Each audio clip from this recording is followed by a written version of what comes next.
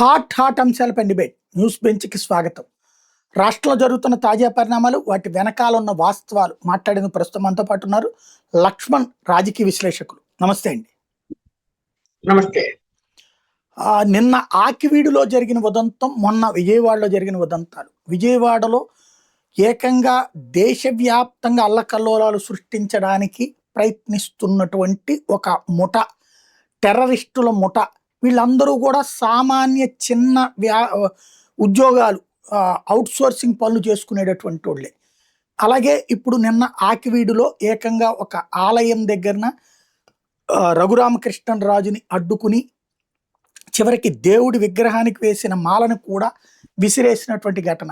ఇవి కుట్రలనాలా లేకపోతే గనక వ్యక్తుల యొక్క తప్పులనాలా? ఎన్ని చెప్పినా కూడా దేశంలో ఈ టెర్రరిజాన్ని ప్రోత్సహించాలా అనేటువంటి కొన్ని సంస్థలు, అంటే ప్రత్యేకించి మనము చెప్పక్కర్లేదు ఆ సంస్థలు ఏంటి అనేది, పనిచేస్తూనే ఉన్నాయి. యువతను రెచ్చగొట్టేటువంటి ప్రయత్నం చేస్తూనే ఉన్నాయి, వాళ్ళకి ట్రైనింగ్ ఇచ్చే ప్రయత్నం చేస్తున్నాయి. అంటే వాళ్ళ యొక్క ఆర్థిక బలహీనతలను బట్టి వాళ్ళను ట్రాప్ చేసేసి వాళ్ళని అలా తయారు చేస్తున్నారు అన్నది మనం అనేక దాడులు ఈ ఢిల్లీలో జరిగిన అన్ని చోట్ల కూడా జరిగింది, దొరుకుతూనే ఉన్నారు. ఇంకా అలాంటివి సంఘటనలు జరుగుతూనే ఉన్నాయి. ఇక్కడ ఒక మహిళ అలా వాళ్ళకి ట్రైనప్ చేసి ఒక వాట్సాప్ గ్రూప్ క్రియేట్ చేసి చేయగలిగింది అంటే, ఇక్కడ నేనేం చెప్తున్నానంటే కేంద్రం అన్నా లేదంటే రాష్ట్ర ప్రభుత్వాలన్నా ఆ సంస్థలకి, అంటే టెర్రరిజాన్ని ప్రోత్సహించే సంస్థలకి భయం అనేది లేకుండా పోయింది. ప్రత్యేకించి రాష్ట్ర ప్రభుత్వాలు ఏంటి, రాష్ట్ర ప్రభుత్వాలు కేవలం ఓటు బ్యాంక్ కోసం వాళ్ళు మైనారిటీ యొక్క సంబంధించిన వాళ్ళ విషయంలో ఉదారంగా ఉండటం, వాళ్ళ విషయంలో ఏమి పట్టించుకోకుండా ఉండటం కూడా ఒక కారణం.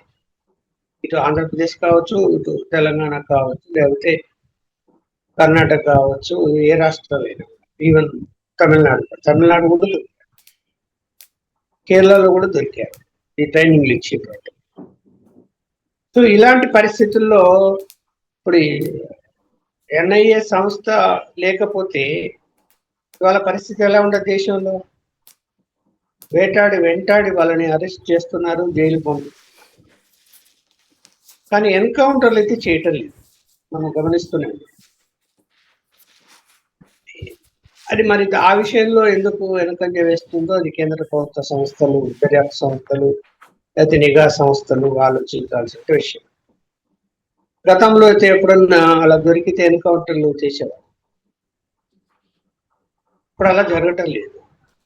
అయితే దానికి మూలం వేరే వాళ్ళైనప్పటికీ కూడా బలవుతున్నది యువత. అంటే వాడు తెలిసినా తెలియకనా లేకపోతే పేదరికమా అన్నది కూడా అక్కడ ముఖ్యమైనటువంటి. ఇప్పుడు ఇక్కడ ఎందుకు అక్కడ ఇందుకు రఘురామకృష్ణరాజు వెళ్ళినటువంటి ఆ దేవాలయం దగ్గర నేను కూడా విజువల్ గమనించాను. కేవలం యూత్ వాళ్ళు మాత్రమే అక్కడ గొడవలకు దిగారు. అంత అంటే అక్కడ పోలీస్ వ్యవస్థ ఉంది, ఆయనకు సెక్యూరిటీ ఉంది, అక్కడ స్థానిక ప్రజలు ఉన్నారు. అయినప్పటికీ కూడా వాళ్ళంత చొరవ తీసుకొని అంత ధైర్యంగా దాడి చేయగలిగారు అంటే వాళ్ళు ట్రైన్డ్ అన్ట్రైన్డ్ అనేది నా ఉద్దేశం. అన్ట్రైన్డ్ అయితే లోకల్ గా పల్లెటూరు వాతావరణం ఎలా ఉంటుంది, పోలీసులు వస్తున్నారంటే భయపడతారు, వాళ్ళ దగ్గర కూడా పోరు, ఎట్లా అంటే ఇంట్లోంచి బయటికి రారు, ఇలాంటి వాతావరణం. అసలే అక్కడ రామాలయము, అక్కడ పండుగ రోజు ఆయన వచ్చి అక్కడ రఘురామకృష్ణరాజు పూలమాల సమర్పిస్తాడనేది ముందే సమాచారం ఉంది, పోలీసులు కూడా ఉన్నారు. మరి వాళ్ళు ఎందుకు వ్యతిరేకించారు అక్కడ అంటే, అక్కడ మైనారిటీలు అంటే అక్కడ ముస్లిమ్స్ కాకపోవచ్చు, క్రిస్టియన్స్ కావచ్చు. క్రిస్టియన్స్ అయినా కూడా అలా దాన్ని వ్యతిరేకించాల్సిన పురాతనమైనటువంటి ఆలయం, ఆ ఆలయానికి ఆయన వస్తున్నాడు. సరే, ఆయన రాజకీయ కోణంలో వస్తున్నాడు అంటే కూడా తప్పు పట్టడానికి లేదు. ఎప్పటి నుంచో ఉంది ఆలయము, ఆలయంలోకి ఎవరిని అనుమతించలేదు, పూజలు లేదుకోండి, అక్కడికి తప్పు ఉంటది. ఆ ఆలయం చుట్టూ మతస్థులు ఉంచు, అంత మాత్రం ఆలయంలో పూజ జరగకూడదు, ఎవరు రాదు, ఆలయంలో దేవుడికి దండలు వేయవద్దు అనేది తప్పు ఆచారం కదా. ఎలా అంటే మీరు ఇతర మతస్థులను ఏం గౌరవించరా? ఇతర మతస్థులను కూడా గౌరవించాలి కదా, ఇతర మతాలను కూడా గౌరవించాలి కదా, మీరు పక్కన ఉండొచ్చు. మరి ఈ వాతావరణంలో ఇప్పుడు ఆంధ్రప్రదేశ్ ప్రభుత్వం కూడా ఇప్పుడు ఎన్డీఏ కూటమి ప్రభుత్వం అంటే అంత పోలీసు బందోబస్తు మధ్య కూడా ఎదురు తిరిగారు అంటే వాళ్ళకి ఏమైనా వాళ్ళ మనసులో ఏముంది అక్కడ అంటే, ఇక్కడ ఎస్సీలుగా ఆలోచనలో ఉందా, క్రిస్టియన్లుగా ఆలోచనగా ఉందా?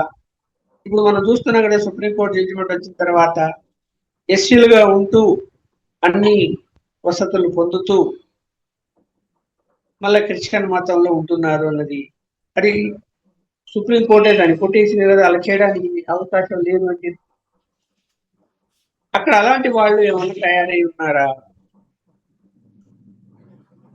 ఎందుకు వ్యతిరేకించారు? ఇది అంటే రాను రాను ఏంటంటే ఈ యువతను పక్కదారి పట్టించేటువంటి కొంతమంది పెద్దలు కావచ్చు, సంస్థలు కావచ్చు తయారయ్యారేమో ఈ భారతదేశంలో అనేది నాకు అనిపిస్తుంది. ఇక్కడ ఒక అర్థం కాని విషయం ఏంటంటే ఉత్తరప్రదేశ్, గుజరాత్, మధ్యప్రదేశ్ ఇట్లాంటి చోట్ల ఏటీఎస్లు ఉన్నాయి, యాంటీ టెర్రరిస్ట్ స్క్వాడ్స్ ఉన్నాయి. మనకి ఇప్పుడు పర్టికులర్గా దక్షిణాదిలో మొన్న తమిళనాడులో దొరికారు తీవ్రవాదులు, ఆంధ్రప్రదేశ్లో ఇప్పటికీ 4 సార్లు తీవ్రవాదులు దొరికారు, ఇది 4వది విజయవాడ ఇన్సిడెంటు. అలాగే తెలంగాణలో, హైదరాబాద్లో ఇప్పటికీ 10 సార్లు దొరుకుంటారు. అయినా ఎందుకని యాంటీ టెర్రరిస్ట్ స్క్వాడ్లు పెట్టి ఇట్లాంటి యాక్టివిటీలని కంట్రోల్ చేయటం? అది మత మార్పిళ్ళు ఒక ఆస్పెక్ట్, అది వేరు. మళ్ళీ ఈ టెర్రర్ యాక్టివిటీస్కి సంబంధించి ఎందుకు సీరియస్గా ఎఫర్ట్ పెట్టరు? అదే వచ్చిన రోగం ఇక్కడ. ఆ రాజకీయ పార్టీలు ఏం ఆలోచిస్తున్నాయంటే, అరే వాడు దేశానికి వ్యతిరేకంగా తయారవుతున్నాడు, ఈ దేశ భద్రత ఇంపార్టెంట్, అది ఏ మతం వాడైనా సరే. మీరు అన్నట్టు యాంటీ టెర్రరిస్ట్ స్క్వాడ్ను ప్రతి రాష్ట్రంలో కూడా పెట్టచ్చు, ఎందుకు పెట్టకూడదు? ఎన్ఐఏ రావాలి ఎక్కడి నుంచో, మీరెందుకు పెట్టకూడదు? మీరెందుకు నిఘా పెట్టకూడదు? బాధ్యత రాష్ట్రాలు కూడా ఉంది కదా. అందుకని ఇవాళ పార్లమెంట్ లో ఒక చట్టాన్ని ప్రవేశపెట్టారు కదా. ఏంటి, ఈ యొక్క ఏదైతే పోలీస్ స్క్వాడ్ కానీ లేకపోతే నియామకాలు కానీ, ఐపీఎస్ ఆఫీసర్, ఐఏఎస్ ఆఫీసర్ నియామకాల విషయంలో కానీ కేంద్రానికి కొన్ని హక్కులు వచ్చే విధంగా రాష్ట్రాల్లో కూడా ఈ యొక్క సెక్యూరిటీ విషయంలో కూడా జాగ్రత్తలు తీసుకునే విధంగా పెట్టారు. సో ఇప్పుడు అంతవరకు అవసరమా? ఇప్పుడు ప్రతి రాష్ట్రంలో ఏమాలో చూస్తున్నట్టు వెస్ట్ బెంగాల్ ఉంది, ఇంత ఎట్టి సంఘటనలు జరిగాయండి. ఎందుకు ఒక మతాన్ని సమర్థించుకుంటూ ఆ ముఖ్యమంత్రి కాలం గడిపారు? ఎందుకంత భయము? అంటే మీకు ఓట్లు కావాలా? ఓట్లు కావాలంటే నువ్వు ప్రజాభిమానం పొంది ఓట్లు వేయించుకోవాలి కానీ తప్ప ఇప్పుడు మతాన్ని రెచ్చగొట్టి లేదా ఒక మతస్థులను దగ్గరికి తీసి ఆ మతస్థులకు అన్ని వసతులు కల్పిస్తూ వాళ్ళ ఓట్లు ద్వారా మనం అధికారులకి రావాలా అనేటువంటి ఆలోచన విధానం ఏదైతే ఉందో అది కరెక్ట్ కాదు. ఇప్పుడు అలా అయిపోయింది. వాళ్ళంటే భయం, ముస్లిం మైనారిటీలు అంటే భయం, క్రిస్టియన్స్ అంటే భయం, వాళ్ళ ఓట్లు పోతాయి అంటారు. మరి హిందువులు, మెజారిటీ ఉన్న హిందువులు 80% ఉంటే వాళ్ళ ఓట్లు పోతాయి అనేది ఆలోచన వాళ్ళు చేయటం లేదే. ఎందుకు అలా తయారయ్యారు అంటే హిందువులలో యూనిటీ లేదు, హిందువుల్లో ప్రశ్నించే వాళ్ళు లేదు, ఉన్నా కూడా అది నామక అవస్థగా తయారవుతుంది. వాళ్ళ మాట లెక్క పెట్టాడు. అక్కడ చూడు, కూటమి ప్రభుత్వం ఉంది ఆంధ్రప్రదేశ్, తెలంగాణ వదిలేద్దాం, కాంగ్రెస్ మరి ముస్లిం పార్టీ అని ముఖ్యమంత్రి అంటే ఏం చెప్పాలా? ఏం చెప్పాలి చెప్పండి? ఆయన్ని చెప్పాడు కదా, బహిరంగ సభలో చెప్తాడు. ఏం చెప్పాలా? కాంగ్రెస్ అంటే ముస్లిం అంటే కాంగ్రెస్ అన్నాడు. ఇక్కడ ఎన్డీఏ పుట్టింది ఆంధ్రప్రదేశ్ లో, బీజేపీ భాగస్వామ్యము, బీజేపీ విధానం ఏంటి? ఇక అక్కడ ఒక సమస్య ఏం తయారైంది అంటే, ప్రభుత్వ పరిపాలన విషయంలో చంద్రబాబు నాయుడు గారికి సలహా చెప్పే ధైర్యము లేదా బీజేపీ నాయకులకు? ఒకవేళ వీళ్ళు సలహా చెప్తుంటే ఆయన ఆ సలహాను తీసుకోవటం లేదా? కేంద్రం బీజేపీ నాయకులే మా చేతిలో ఉన్నారనే అహంభావంతో ఉన్నాడా అనేది కూడా మనం ఆలోచించాల్సిన అవసరం ఉంది. కొంతమంది నేను ప్రశ్నించాను బీజేపీ వాళ్ళని, ఎందుకు మీరు ఎన్డీఏ కూటమిలో ఉంటూ మీరు రాష్ట్ర ప్రభుత్వంలోని కొన్ని తప్పుడు విధానాలు నడుస్తూ ఉంటే మీరు ప్రశ్నించడం లేదు? సరే, బయట ప్రెస్ స్టేట్మెంట్ ఇవ్వకపోవచ్చు, బయట చెప్పకపోవచ్చు, కానీ ఇంటర్నల్ గానే చెప్పాలి కదా. అంటే ఏమి చెప్పడం లేదు, ఏమి మాట్లాడడం లేదు. ఏమి అంటే మీకెందుకు మేము ఉన్నాం కదా అని ఢిల్లీ వాళ్ళు అంటున్నారని చెప్తారు. ఢిల్లీలో సమాచారం కనుకుంటే అలా ఎందుకు చెబుతారు? ఏదైనా ఉంటే ప్రశ్నించాల్సిందే కదా ఇంటర్నల్ గాని వాళ్ళు అంటారు. అంటే ఇక్కడ స్వార్థ రాజకీయాలు పోటీ ఇవ్వడం వలన బీజేపీ వాళ్ళు కూడా ఇవాళ ప్రభుత్వ తీరును ప్రశ్నించే విధంగా లేదు. ఒకటే ఎగ్జాంపుల్, లెఫ్టిస్టులకు ఎవరైనా అపాయింట్మెంట్ అడిగితే చంద్రబాబు నాయుడు నిమిషాల మీద ఇస్తాడు, నిమిషాల మీద ఇస్తున్నాడు. అనేక ఉదాహరణలు అడిగారు. అదే బీజేపీ ఎమ్మెల్యేలు, బీజేపీ నాయకుల పక్కన పడతారు, ఎమ్మెల్యేలు అడిగితే కూడా అపాయింట్మెంట్ ఇవ్వడు. జనసేన వాళ్ళకైతే దిక్కే లేదు, వాళ్ళని పట్టించుకునే వాళ్ళు లేరు ఎమ్మెల్యేలు. ఊరికే చంద్రబాబు నాయుడు లోకే ఈయనను పోగొడతారు, పవన్ కళ్యాణ్ గారిని, పవన్ కళ్యాణ్ గారు చంద్రబాబు నాయుడు పోడు, వాళ్ళ సంగతి ఏంటి? ఇక్కడ పరిపాలన అలా ఉన్నప్పుడు ఇప్పుడు చూసారు కదా, ముస్లింస్ గురించి వాళ్ళ కార్యక్రమం ఎలా చంద్రబాబు నాయుడు మాట్లాడతారు చూసాం కదా. మరి ఏంటి ఇక్కడ ఏమైపోయిందంటే, రాజకీయాలు ఎంతసేపు ఉన్నా ఓట్ బ్యాంక్ లాగా తయారై కూర్చున్నాయి తప్ప పరిస్థితులు ఏంటి అనేది ఆలోచించాలి కదా. టెర్రరిజాన్ని టెర్రరిజాన్ని ప్రోత్సహిస్తూ కొంతమంది యువకులను తయారు చేస్తున్నారు ఆంధ్రప్రదేశ్లో అంటే, ఆంధ్రప్రదేశ్ ప్రభుత్వానికి సీరియస్నెస్ లేదా? మతం పక్కన పెట్టండి, సీరియస్నెస్ లేదా? ఏ మతం అయితే ఏముంది, చిన్న విషయం అదేమన్నా లేదు. మీరు అన్నట్టు ఎందుకు స్క్వాడ్ వేయకూడదు? వాటికి ఇటుకి అన్నిటికీ షిట్లు వేస్తారే. పంచాయతీ ఎవడే వాడు ఇక్కడ ఈ రాష్ట్రంలో ట్రైనింగ్ ఇస్తున్నారు, ఈ ప్రోత్సహిస్తున్నారు టెర్రరిజాన్ని, ఒళ్ళు దగ్గర పెట్టుకోండి. ఇప్పుడు మాట నోరు జాగ్రత్త ఏమంటాడు చంద్రబాబు నాయుడు గారు? ఏదైనా సరే తప్పుడు పని చేస్తే మీకు అదే రోజు చివరి రోజు అంటాడు. రేపులు చేసినా, మడ్డలు చేసినా, లేకపోతే ఏదైనా దొంగతనాలు దోపిడీలు చేసినా అదే మాట వాడుతున్నాడు. అదే రోజు ఆఖరి రోజు అంటే దాని అర్థం ఏంటి అంటే ఎన్కౌంటర్ చేస్తాము దాని అర్థం. నా అభిప్రాయం అయితే, ఆయన అభిప్రాయం ఎట్టుందో నాకు తెలియదు. అదే రోజు ఆఖరి రోజు అంటే దాని అర్థం ఏంటి? ఆఖరి రోజు అంటే రేపు ఉండడు బతకడని కదా దాని అర్థం, రేపు ఉండవు అని కదా. ఒక్కరైనా ఇప్పటి అలాంటి చెరుకు దిగనేది మాటలు వేరు చేతులు వేరుగా నడుస్తుంది. దీన్ని కూటమిలోని జనసేన కానీ బీజేపీ కానీ సీరియస్ గా వాళ్ళు కూడా తీసుకోవడం లేదు. వాళ్ళ పనులు అయితే చాలు అనే వాళ్ళు ఉన్నారని నేను, వాళ్ళ పర్సనల్ పనులు అయితే చాలు, ప్రభుత్వం ప్రజలు ఎట్లనో పోని. రైట్. ఇవాళ అమరావతికి సంబంధించి ఒక తీర్మానం చేశారు. వాస్తవంగా అమరావతిని సెక్షన్ 3 ప్రకారం ఏదైతే మనకి విభజన చట్టం ఇచ్చారో విభజన చట్ట ప్రకారం రాజధాని కింద అమరావతిని గుర్తిస్తున్నాం, దీన్ని తీసుకోండి అని. అయితే హైదరాబాద్ లాంటి నగరాలకు ఎట్లయితే జ్యూరిస్డిక్షన్ ఉందో అట్లాగే ఇక్కడ అమరావతి నగరం ఇక్కడి నుంచి ఇక్కడ దాకా అన్నటువంటిది ఏది కలపకుండా అమరావతి రాజధానిగా గుర్తించండి అంటూ కేంద్రానికి ప్రపోజల్ పంపించారు. దీన్ని ఎలా చూడాలి?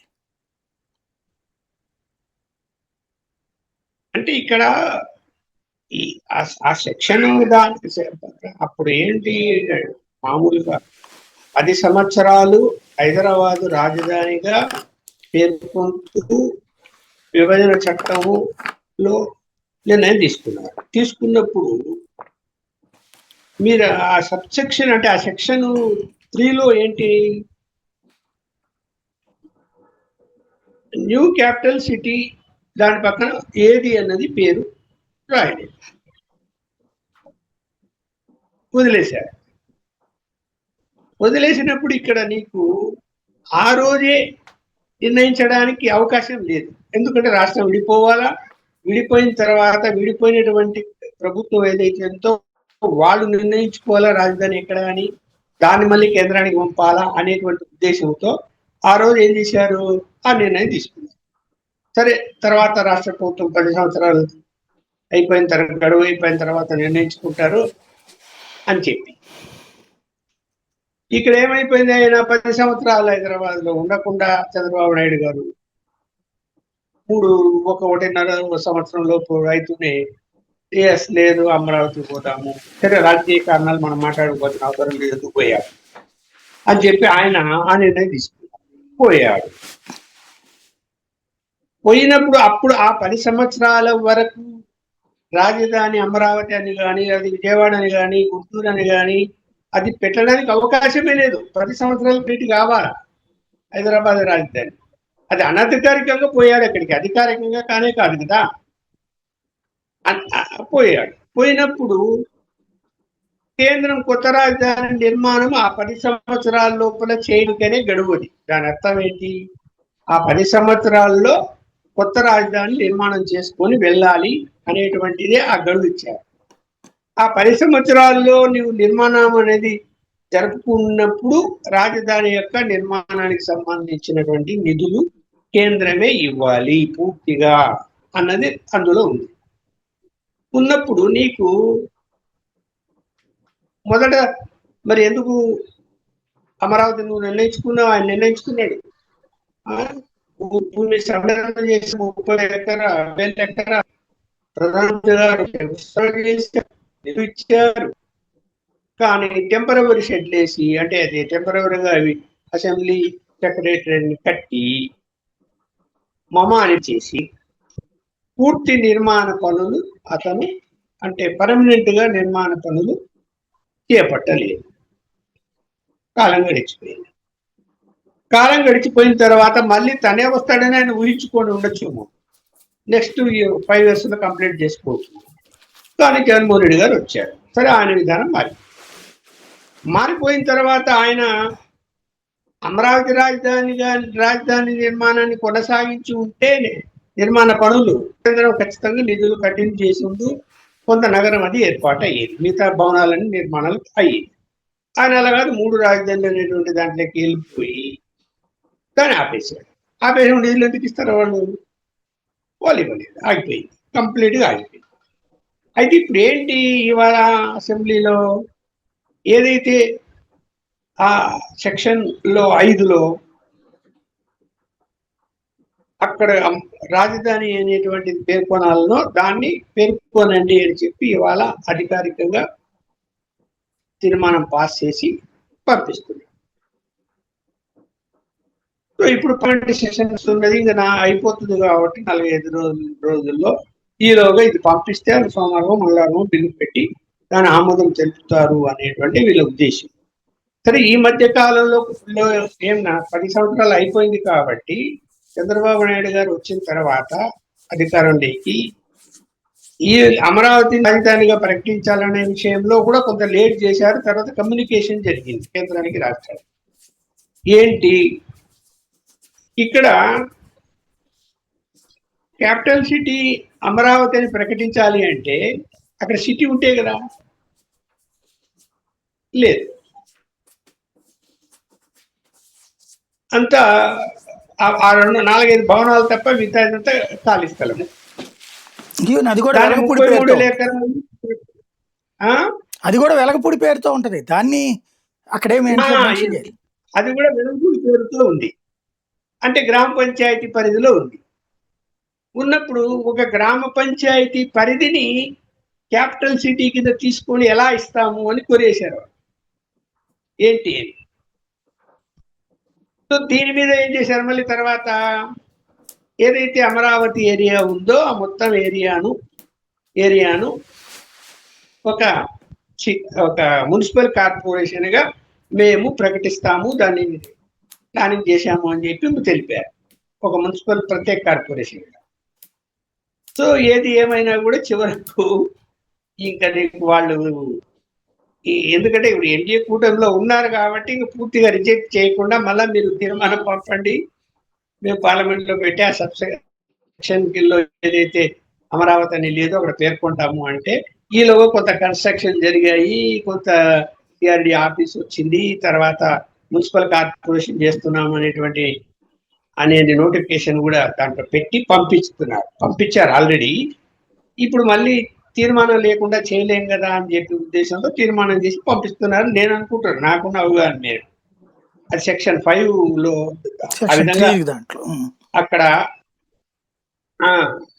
న్యూ క్యాపిటల్ సిటీ అట్ ఆ పక్కన నేను అనేది అదే. సమస్య ఏంటంటే ఎక్కడ క్యాపిటల్ సిటీ? ఇదిగో ఈ ఏరియా నుంచి ఏరియా వరకు క్యాపిటల్ సిటీ అంటే ఇప్పుడు విజయవాడ కార్పొరేషన్ కి మొన్నంటే డివిజన్లు 85 ఏమో పెంచారు, 83 ఏమో. గుంటూరు కార్పొరేషన్ సీట్లు పెంచారు, మున్సిపాలిటీ సీట్లు పెంచారు, మంగళగిరి, ఇవన్నీ. మరి అవన్నిటి విలీనం చేయకుండా నగరం తయారు లేదు. నగరం తయారు కాకుండా అమరావతి రాజధాని అని రాస్తే ఇప్పుడు అమరావతి అన్న ఊరు పేరు ఉన్నటువంటిది ఓన్లీ అమరలింగేశ్వర స్వామి టెంపుల్ ఉన్నటువంటి ఊరే. మిగతాది అమరావతి ఇదంతా అని ఎలా తెలుస్తుంది? దానికి ఇంకేం అక్కర్లేదా ఒక సిస్టమ్? అక్కడ ఉంది. ఇప్పుడు అంటే నాకున్న అవగాహనలో దాన్ని అమరావతి కార్పొరేషన్ చేస్తున్నారు. అమరావతి క్యాపిటల్ సిటీగా ఉంది పేరు, కానీ ఆ క్యాపిటల్ సిటీగా కూడా ఇట్లాగే ఇవన్నీ విడివిడిగా ఉంటాయి. విజయవాడ, గుంటూరు, మంగళగిరి అని చెప్పి అంటే సిఆర్డిఏ ప్లేస్ ఏఎంఆర్డిఏ అవుతుంది. అంతకు మించి ఇప్పుడు హైదరాబాద్ లో హెచ్ఎండిఏ వేరు. హైదరాబాద్ క్యాపిటల్ అంటే హెచ్ఎండిఏ కాదు కదా, హైదరాబాద్ నగరం క్యాపిటల్ అక్కడ. ఇక్కడ అట్లా లేకపోతే ఎలాగా?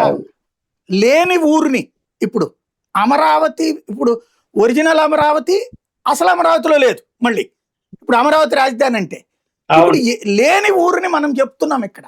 దీనికి ఏంటి పరిష్కారం? వీళ్ళు అసలు ఓ సిస్టమ్ కావాలనుకుంటున్నారు లేదా ఇది ఒక పొలిటికల్ మోటివేటెడ్ గా సాగించాలనుకుంటున్నారా? ఎందుకోసం అసలు వీళ్ళు అలాగ ప్రకటించటం లేదు? ఇప్పుడు రేపు పార్లమెంట్ ఏం చేస్తుందో ఇది పోయిన తర్వాత అక్కడ ఏమి డిస్కషన్ వస్తుందో మనం ఊహించలేం. కానీ మీరున్న ప్రశ్న నేను కూడా అదే అంటున్నాను కదా. ఇక్కడ నగరం అనేది లేదు, అక్కడ క్యాపిటల్ సిటీ అనేటువంటి పదం వాడాలి అంటే, రాజధాని అనే పదం వాడాలి అంటే అక్కడ నగరమే లేదు. అసలు అమరావతి ఆ 33,000 ఎకరాల్లో లేదు. పక్కన ఒక ఊర్లో ఉంది ఆ పేరు గల గ్రామం. సరే, దీన్ని ఆ పేరు పెట్టుకోవాలంటే పెట్టుకోవచ్చు. అదే దాని మనం పేరు పెట్టడానికి తప్పుకోవడానికి లేదు. కానీ దాన్ని ఒక క్యాపిటల్ సిటీగా చూపిస్తారు అన్నదే చూడాలి. ఇప్పుడు మున్సిపల్ కార్పొరేషన్ చేశారంటే ఇంకా చేయలేదు. మళ్ళీ ఏ ఊరికి ఆ ఊరు మున్సిపాలిటీ సెపరేట్ చేశామండి, నోటిఫై చేసినట్లేదు, ఇంకా చేయలేదు అనుకుంటా. చేయలేదు, అదే కదా ఇప్పుడు గొడవ. అంటే నిజంగా కమిట్మెంట్ ఉంటే అట్లా కదా ప్రకటించాల్సింది. వీళ్ళకి కమిట్మెంట్ ఉన్నట్ట, లేకపోతే ఇట్లాగ ఇది ఒక రాజకీయం అంటే ఇక్కడ 29 గ్రామాలనే రాజధానిగా చెయ్యాలని మనసులో పెట్టుకుని ఇలా ప్రజలకేమో అన్ని కలిపితేనే రాజధాని అని చెప్తా ఇట్లా కాలక్షేపం చేస్తున్నారు అనుకోవాలా? మరి అలాగే అనుకోవాలి. చెప్తారు 29 గ్రామాలు 33,000 ఎకరాలు. క్యాపిటల్ సిటీ కింద 33,000 ఎకరాలు. మళ్ళీ ఏంటి అక్కడ సిఆర్డిఏ చట్టంలో సీడ్ క్యాపిటల్ కూడా పేర్కొన్నారు, నోటిఫై చేస్తున్నారు. మీకు అది గుర్తుందో? అవును, సీడ్ క్యాపిటల్ వేరు. మళ్ళా ఇప్పుడు ఆ సీడ్ క్యాపిటల్ పరిధి వేరు, 33 ఎకరాల పరిధి వేరు. సీడ్ క్యాపిటల్ యొక్క పరిధి 9,000 ఎకరాలు ఎంతో నాకు గుర్తున్నంత వేరు. మరి దాన్ని అక్కడ అందులో ఉన్నటువంటి భవనాలు ఇంకా అండర్ కన్స్ట్రక్షన్ లో ఉండంగానే అక్కడ నగరం అనేది లేకనే పోనీ అమరావతి అనేటువంటి నేమ్ను డిసిగ్నేట్ చేయాలి, చేశారా? చేయలేదు. మున్సిపల్ కార్పొరేషన్ గా ఇదిగో ఈ మొత్తం చుట్టూ ఈ గ్రామాలు, తర్వాత ల్యాండ్ ఏదైతే ఉందో ఒక ఏరియాని స్పెసిఫిక్ చేసి 33,000 ఎకరాలు, ఇంకా లేకపోతే ఇంకా 33,000 కాబట్టి 50,000 ఎకరాలు తీసుకొని ఇంకా డిస్టెన్స్లోకి వెళ్ళిపోయి వాటిని అమరావతి కార్పొరేషన్ మున్సిపల్ కార్పొరేషన్ గా తయారు చేసి నోటిఫై ఇస్తే అది వేరు. అలా వెళ్తే ఏమైపోతుందంటే అక్కడ పక్కన ఉన్నటువంటి విజయవాడ మున్సిపల్ కార్పొరేషన్ లో ఉన్న వాటిని ఇందులో కలపాలి, పక్కన గుంటూరు మున్సిపల్ కార్పొరేషన్ లో ఉన్న వాటిని ఇందులో కలపాల్సి వస్తుంది అనుకుంటున్నాను. అవును, ఆయన చెప్పింది అదే కదా. ఉట్టి 29 గ్రామాలు అయితే మున్సిపాలిటీ అవుతుందని మొన్ననే రైతులతో చెప్పారు. కాబట్టి అందరినీ కలుపుకోవాలి విజయవాడ గుంటూరు కలిపని. కానీ ఇప్పుడు మళ్ళీ నగరం అనౌన్స్ చేయట్లేదు. మళ్ళీ ఏ మున్సిపాలిటీకి ఏ కార్పొరేషన్కి ఆ కార్పొరేటర్ల సీట్లు కూడా పెంచారు. ఇది సమస్య. మరి అప్పుడు నగరం లేకుండా నగరం ఎట్లా కానీ. ఇంకోటి ఆ పక్కన హైదరాబాదు, బెంగళూరు, చెన్నై ఒక్కోటి ఇన్ని కిలోమీటర్ల దూరము, దానికి ఒక్కొక్క దానికి ఒక నగరం జ్యూరిస్డిక్షన్ ఉంది ఎక్కడి నుంచి ఎక్కడ దాకా అనేది. ఇక్కడ జ్యూరిస్డిక్షన్ లేని రాజధాని. ఇది అసలు ఏ ఉద్దేశంతో చేస్తున్నారని వీళ్ళు ఏదో వాళ్ళ భయం. ఇప్పుడు ఏంటి, ఇప్పుడు ఒకటి వినండి, ఇంకొక 2 సంవత్సరాలు ఉంటే వాళ్ళే చెప్తున్నారు అన్ని కంప్లీట్ అయిపోతాయి అని. కంప్లీట్ అయిపోయిన తర్వాత మీరు మొత్తం అంతా కలిపి చుట్టుపక్కల గ్రామాలు విజయవాడ అటు గుంటూరు తీసుకొని మీరు డిక్లరేషన్ ఇచ్చుకొని ఒక మున్సిపల్ కార్పొరేషన్ చేసి నగరంగా అభివృద్ధి అయిన తర్వాత రాజధాని అమరావతి అనేటువంటి దాని మీద ముందుకెళ్ళి మళ్ళీ మీరు దాన్ని నోటిఫై చేయండి అంటే అది వేరు. ఇప్పుడు అలా కాకుండా ఇప్పుడు పంపిస్తుంటే మరి అక్కడ రూల్స్ రెగ్యులేషన్స్ వాళ్ళు ఫాలో అవుతారు కాబట్టి వాళ్ళు ఏం కొరి వేశారు, వీళ్ళు ఏం పంపుతారు. ఇప్పుడు ఏమంటున్నారు ఇవాళ, ఇది అసెంబ్లీలో తీర్మానం పాస్ చేసే ముందు మాట్లాడిన వాళ్ళందరూ కూడా జగన్మోహన్ రెడ్డి నిందించారు, పక్కన పెడతారు, రాజకీయంగా నిందించారు, బాగానే. భవిష్యత్తులో ఎవరు కూడా దీన్ని కదిలేరు, ఇది పర్మనెంట్, ఆ విధంగా మేము తీర్మానం పంపిస్తున్నాం, ఆ విధంగా పార్లమెంట్ పాస్ చేస్తుంది అంటే ఎలా చెప్పగలుగుతారు? అలా ఎవరు కదల్చలేరు, దీన్ని మార్చలేరు అంటున్నారు. మరి అది చూడాలి ఏంటి అనేది. ఇప్పుడు మరి వాళ్ళే చెప్తున్నారు వేరే ప్రభుత్వం వస్తుందేమో అని. ఇప్పుడే ముందుగానే వస్తే అంటారు. రైట్. ఫైనల్ గా ఒకటి చెప్పండి, రీసెంట్ గా జరుగుతున్నట్టు అంటే నియోజకవర్గాల పునర్విభజన ఏకంగా 50% సీట్స్ పెంపు అన్నటువంటి ఇంపాక్ట్ ఏ విధంగా ఉండబోతుంది అనుకుంటున్నారు? కాదండి, అదేదో రూమర్, అది ఎవరో లీక్ చేశారు తప్ప దాని మీద మీటింగ్ ఏం జరగలేదు. పార్లమెంట్ కూడా ఏం రిలీజ్ చేశారు, పెట్టరు కూడా. ఇక్కడ జనాభా సేకరణ పూర్తిగా అండి ఏ చట్ట ప్రకారము ఏది నిర్ణయం తీసుకోవడానికి అవకాశమే లేదు. ఇక్కడ జనాభా సేకరణ ఇప్పుడు స్టార్ట్ 10 స్టార్ట్ అయ్యారు, 25 స్టార్ట్ అయిపోయింది. ఆ జనాభా సేకరణ అయిపోయిన తర్వాత దానిని పట్టే ఏదైనా అంటే పునర్విభజన చేయాల్సినటువంటి అవసరం వస్తుంది. అలా కాకుండా జనాభా సేకరణ జరిపి దాని లెక్కలోకి తీసుకోకుండా ఈలోగానే అంటే జనాభా సేకరణ జరుగుతుండగానే 2012లో జనాభా సేకరణ తీసుకొని ఇక్కడ పునర్విభజన చేసి పార్లమెంటు అసెంబ్లీ ఉద్యోగాలు పెంచుతారా? మళ్ళీ ప్రతి 50% పెంచుతాము అంటారు. ఎట్లా చట్టం ఎట్లా ఒప్పుకుంటుంది? నాకు అర్థం కాలేదు. చట్టంలో రాజ్యాంగంలో వెరీ క్లియర్ గా జనాభా సేకరణ జరగాల, దాన్ని బేస్ చేసుకొని పునర్విభజన జరగాల అని ఉంటే 50% సీట్లు అని నరేంద్ర మోదీ అక్కడ చీటీ రాపిచ్చేసి మీకు 50% ఇచ్చేస్తానంటే ఇచ్చేస్తాడా? ఎలా ఇస్తాడు? నాకు అర్థం కాలేదు. ఎట్లా మాట్లాడుతున్నారో రాజకీయ నాయకులు కూడా నాకు అర్థం కాలేదు. ఒక స్టేట్కు 50% పెంచుతామని ఎట్లా బిల్లు పాస్ చేస్తారండి? వెరీ ది యాక్ట్, చట్టంలో ఏముంది? ఎట్లా పాస్ చేస్తారు? ఏ విధంగా ప్రవేశపెడతారు? ఈ రాష్ట్రానికి 50, ఆ రాష్ట్రానికి 50 ఎట్లా ఇస్తామని పెంచుతామని దేని బేస్ చేసుకొని 50 అని పదం వాడతారు? రాజ్యాంగంలో చట్టాన్ని బేస్ చేసుకొని మాట్లాడాలి కదా. 50 అసలు ఎవరు బీజేపీ వాళ్ళు ఆ మాట అనడం లేదు. కేంద్రం నుంచి ఎవరో దాన్ని లీక్ చేశారు, దాని మీద ఊరికి చర్చలు జరుగుతున్నాయి. 50% అనేది ఇవ్వడానికి అవకాశం అని ప్రతి స్టేట్కి 50% పెంచుతామన్నది దేని బేస్ చేసుకొని ఆ మాట చెప్తారు? అలా రాష్ట్ర అంటే కేంద్రానికి అలా ఇష్టం వచ్చినట్టు రాసేటట్టు కంటే ఈ పార్టీకి కాంగ్రెస్ వాళ్ళు ఎన్నో రాసుకుంది, ఎన్నిసార్లు రాసుకుంది. వాళ్ళకి అవసరం సీట్లు పెంచాలనుకున్నప్పుడల్లా పెంచుకుంటూ ఉండింది. ఎక్కడ వీలవుతుంది? జనాభా సేకరణ జరిగిన తర్వాతనే బేస్డ్ ఆన్ దట్ ఎస్సీ కానీ ఎస్టీల రిజర్వేషన్లు కానీ ఇప్పుడు మహిళా రిజర్వేషన్ వచ్చింది కాబట్టి వాటి విషయంలో కానీ పిక్చర్ తయారవుతుంది, అంటే స్ట్రాటజీ తయారవుతుంది. తయారై దాన్ని బట్టి బిల్లు ప్రవేశపెడతారు, పాస్ చేస్తారు, ఇంప్లిమెంట్ చేయాల్సి వస్తుంది. అంతే తప్ప ఏ విధంగా 50% పెంచుతాము అని ఎట్లా చెప్తారు? అసలు జనాభా సేకరణ కంప్లీట్ కావాలి, ఏదైనా కూడా దాన్ని బేస్ చేసుకుని చేయాలి. అది సీట్లు పెంచారు ఒకప్పుడు 2012లో 12 దాన్ని బేస్ చేసుకొని తప్ప ఊరికినే పెంచారు సీట్లు. అప్పుడు సీట్లు అంటే కొన్ని తగ్గించారు, కొన్ని పెంచారు. 9లో జరిగింది కదా, అది కూడా జనాభాని బట్టే కదా జరిగింది. ఇప్పుడు ఒక నియోజకవర్గంలో ఎక్కువ మంది ఉన్నారు, ఒక తక్కువ మంది ఉన్నారు. ఈ ఎక్కువ మందిని తీసుకొచ్చి తక్కువలో అలా కలిపేటప్పుడు కడప జిల్లాలో అందుకనే కదా 11 నియోజకవర్గాల్లో ఒక నియోజకవర్గం పోయింది, 10 అయినాయి, తగ్గింది, పెరగలే. దాన్ని బట్టి ఉంటది కదా. ఇక్కడ ఇక జమిలీ ఎన్నికలు దీనికి లింకు పెడుతున్నారు. జమిలీ ఎన్నికలు పెట్టాలంటే కూడా 29లో 6 నెలలు ముందు తీసుకోవచ్చు. ఇప్పుడు మామూలుగా మే జూన్లో ఎన్నికలు జరుగుతాయి. అలా కాకుండా జనవరిలోనే జరపాలనేది ఒక ఆలోచన ఉన్నారని నాకున్న సమాచారం. 6 నెలలు ముందు ఉంటే ఒక 6 నెలలు కొన్ని రాష్ట్రాలు పొడిగించింది. తెలంగాణ ఒక 6 నెలలు పొడిగిస్తారు. అలాగే బీజేపీ రాష్ట్రాలు ఉన్నాయి, సంవత్సరం 6 నెలలు ఉన్నా కూడా వాళ్ళ పదవిని అరే మన రాష్ట్రాలు కాబట్టి మీరు త్యాగం చేయండి అంటారు, ముందుగానే ఎన్నికలు జరుపుతారు.